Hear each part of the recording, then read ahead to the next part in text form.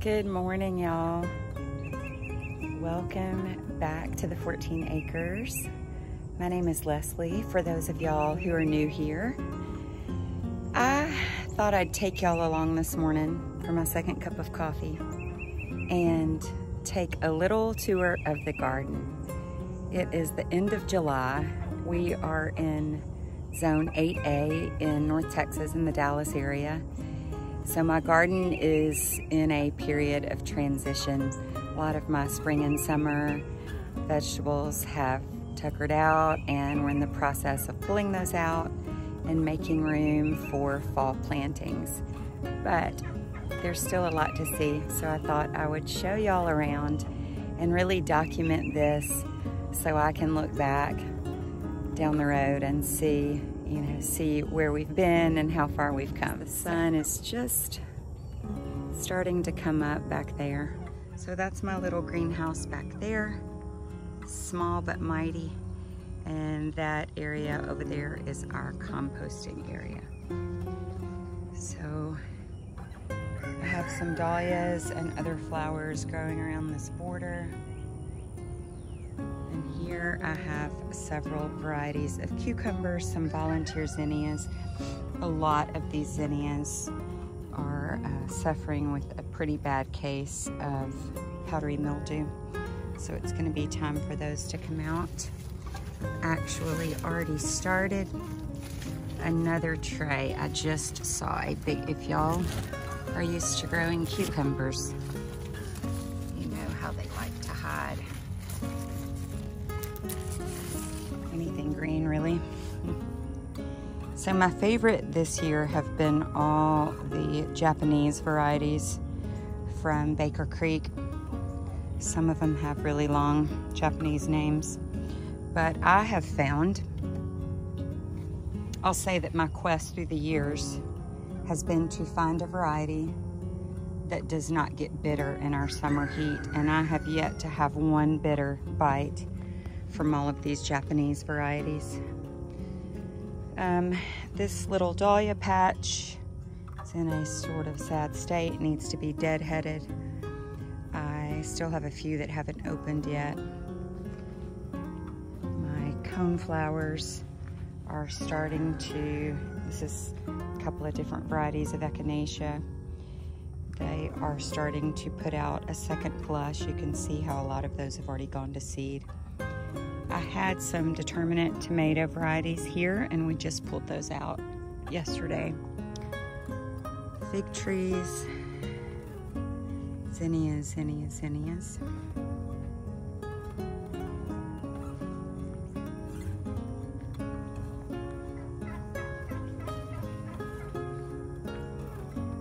And this is my beloved blackberry patch. And they have just put out a second flush as well. See there. This is Prime Arc Freedom from the University of Arkansas. It's an amazing hybrid that is insanely prolific, has huge berries. This was one thing I was super excited about this year. And I have it growing in this trough, climbing this trellis. This is Black-Eyed Susan vine. It's an annual. It's so pretty though.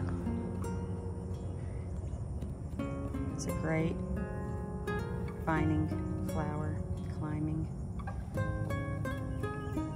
Oh, I see some more flowers up there. Gorgeous flowers. The goal is to have a climbing rose here at some point, an arbor rose.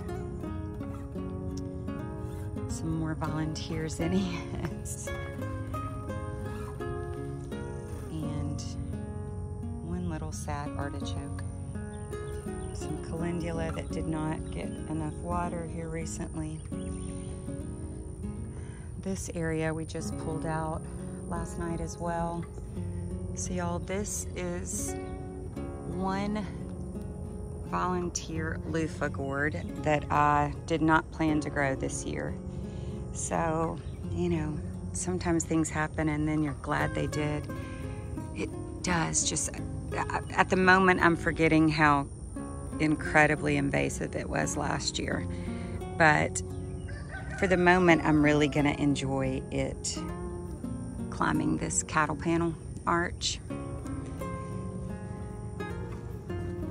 This bed has okra and giant mission marigolds.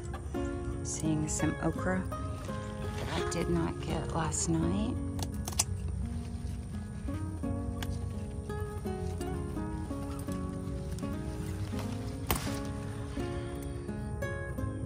Okra needs to be picked daily in the summer. It loves our heat.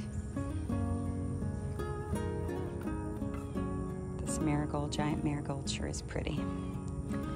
And if you've never seen an okra blossom, see if I can find one that's open. Okra is in the hibiscus family.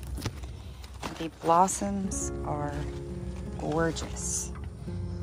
None of them are open right now.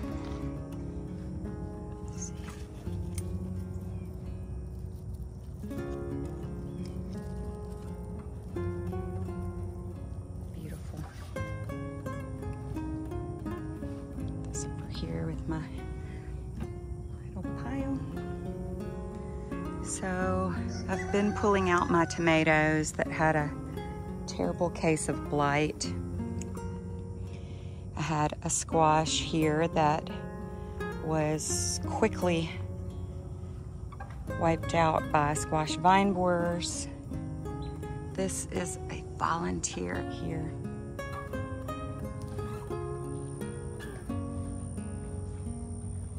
Had cucamelons here, and they've never done anything for me in years past, and I've read they can be invasive, but y'all, they literally were choking out everything in this whole bed. So I ripped them out. You can see they even jumped and climbed this fence. They were choking out these dahlias that I have in this trough. But I want to show y'all how pretty this, that is one loofah plant. And it needs to, you can see how aggressive these vines are that it sends out. They just float through the air and then they attach to things. It's a super strong vine. It's also resistant to vine borers.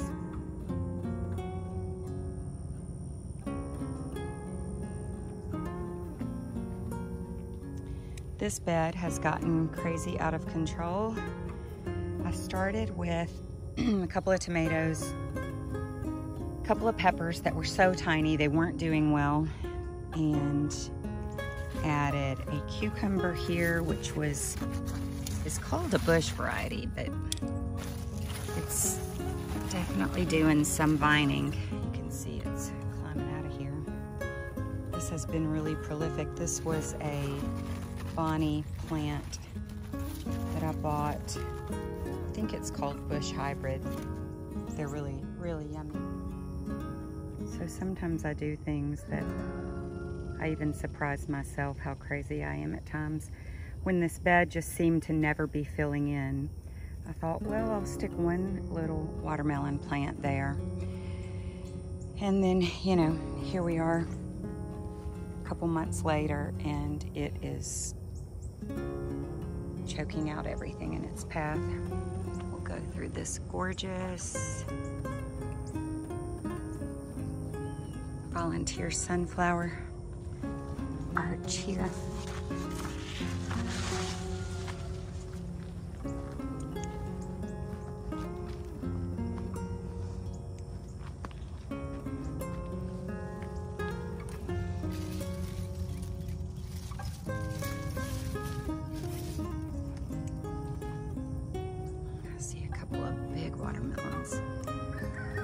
So we just walked through there.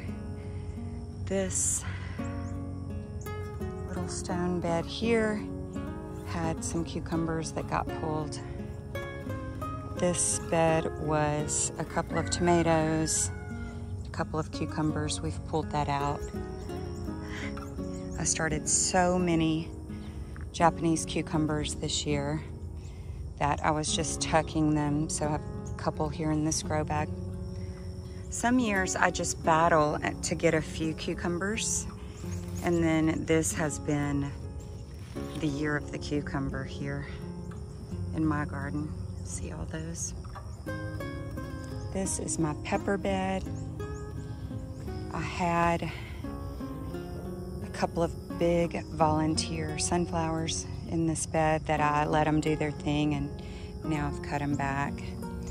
This is my favorite pepper for hot pickled pepper rings. It's crazy, crazy prolific. They've got a lot of heat, but really good flavor. This one is called Hungarian Hot Wax. Highly recommend it. Have some shishitos, some Greek pepperoncini, and we'll go down to the other end and see. So this is the other end of the pepper bed. I've already picked